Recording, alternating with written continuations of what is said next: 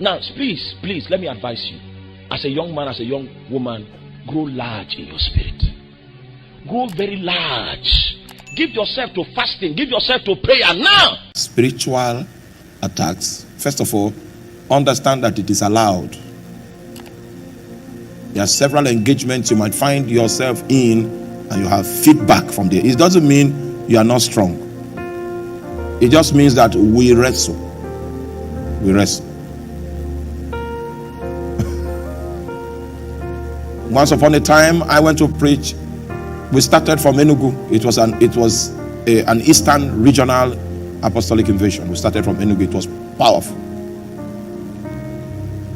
If I'm not mistaken, the hall we used is the biggest possible hall that is available for rent in the whole of Enugu State. It was filled up. People were outside.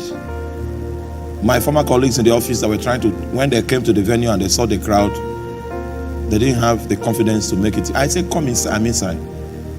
They left because of the crowd that was outside. So we did the Enugu conference. It was in Enugu that I prayed for a lady that was deaf, and she began to hear. And I asked her, how did you become deaf? And she said she went for a crusade, and when a pastor laid hands on her, that's how she became.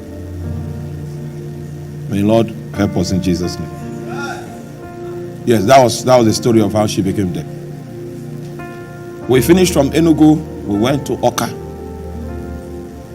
It was in Oka, I was in the hotel room praying, and I saw blood.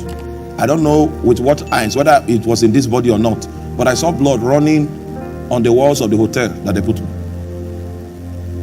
And when I pressed about it, the great one said it was not the hotel. It was not because it was not particular to the hotel, but the entire territory, that there's bloodshed in this territory.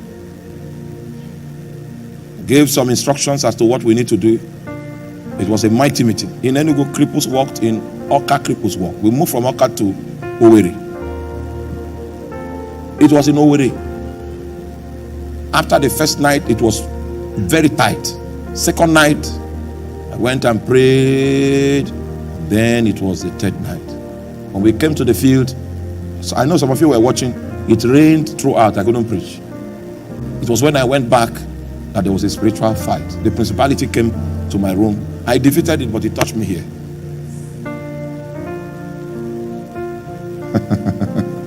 Please help me tell your neighbor, we wrestle. It touched me here. I left Owerri, I went to Aba. We had our meeting in Aba, powerful. From Aba, I went to Port Harcourt, the edge of Port Harcourt, and finished the whole instant conference. By the time I got back, I thought I was dead. And Shala now came and said he has crusade somewhere that he told them that I'm coming. I put on one garment and followed him. We crossed the river. What's the river in B's village, Pastor B? Crossed the river to go for the crusade. I was on the pulpit preaching, and they didn't know I was blind.